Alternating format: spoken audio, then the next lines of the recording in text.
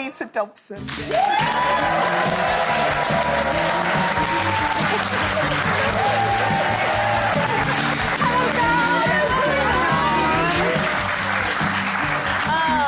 To say, Colleen and Frankie and me all very, very, very excited. Are you excited? Do you like a Christmas movie, Janet? No. No?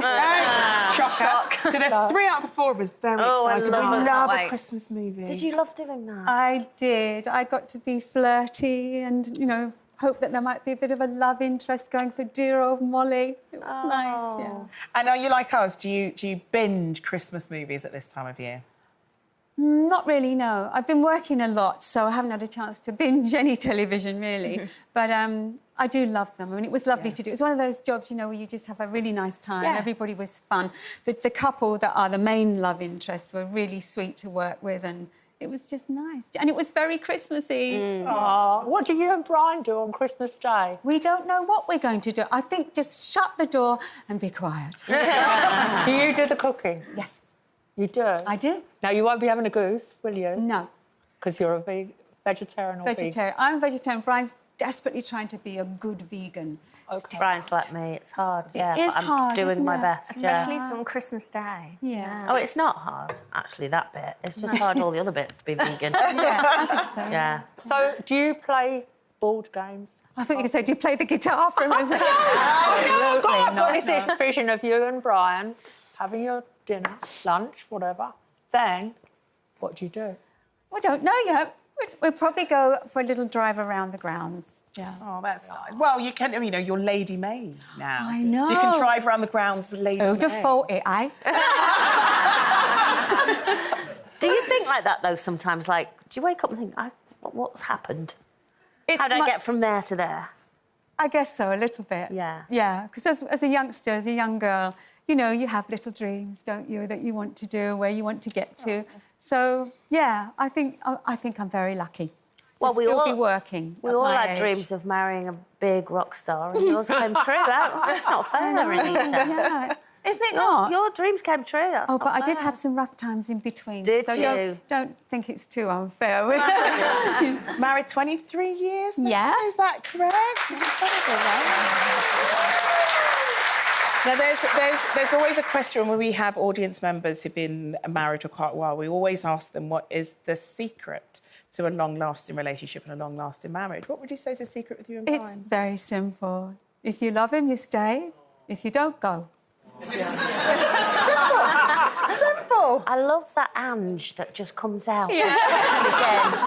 It's still there, isn't it? She's always there. It's that facial expression. If you love him, stay. If you don't, go. I love it. Anita, you don't need to work anymore, so what makes you pick a job now? Because I've read you're going to be in the next series of Doctor Who. Yeah. What made you say, OK, I'm going to do you know, being born in the East End, you've got a work ethic that you can't lose. And what you do is who you are. You know, I'm a dustman, I'm a doctor, I'm an actress.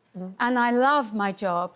So I just work as long as I can. Yeah. And you're very good at it, and we love watching her, don't we? Yeah. Thank you. I do have to ask, what was it like to work with Shooty, obviously new Doctor Who? Oh, my God, he's gorgeous. He can act, he can sing, he can dance. He's amazing. And he's so lovely to work with. What a nice boy, yeah, really good. He deserves everything he's got coming to him. He really does. He's good people, isn't he, Shooty? Yes. He's amazing. Go on. So we're talking about Cindy coming back into EastEnders, weren't we, before? Wow. Yeah, I know. How amazing From the is that? dead. From the dead. Which leads me to... Would I? Would you? You could. No, but we're not about to give you a surprise. But the thing is, what would I do? Would I be, you know, you already had somebody in the shower for Lord knows how long. Would I be in the toilet for like 2 years? Possibly. Yeah. But I don't think possible. so. Not at this late stage in the game. Probably not, no. Oh, very Not even disappointed. for a bit. Not even for a bit. What, just one scene as a ghost? Don't do A that. ghost in a Vic. No. In terms of you know, how your life has changed, I know that Colleen touched on it a little bit earlier on, but do you sometimes look back and you sort of think about where your family has been and where they are now? Because it has been quite the journey, hasn't it? It has, yeah. I mean, I come from, you know, either hard up back in the day, you know. And my mum said to me, she said, if you want to go to drama school, she said, we can pay for 1 term. And it's like, it's not going to do it, really, is it? So, but I was lucky. I got a grant. So I managed to, you know, I still stayed at home with Mum's cooking, so I never lost any weight. But I travelled all the way uptown to Knightsbridge. So I had 2 voices, one that talked like that and one that was terribly well-spoken, because that's what my teacher told me to do. So I did. So it was weird. And I'd go home and she'd say, why are you talking like that? I bet she was incredibly proud of you. Yeah, I think so. Do you They're still gone slip now. into the East End accent sometimes when you're with friends? Yeah, if I'm telling jokes. Oh, really? Or I'm drunk, you know. Yeah. Do you think that performer will always be in you? I suppose so, yeah. I think it's something that's there now. And I just thought, I love people.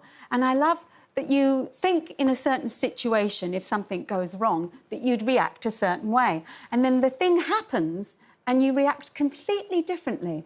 And it fascinates me as to how people react to things. People react very, very differently. Like when my husband had a heart attack, I just froze for about 30... I just couldn't sort of comprehend that it was happening. I thought, no, he's just pulled a muscle or something, you know, he's overdone it, you know.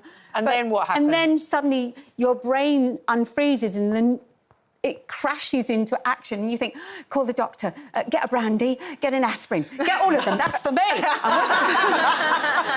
Yeah. But anyway.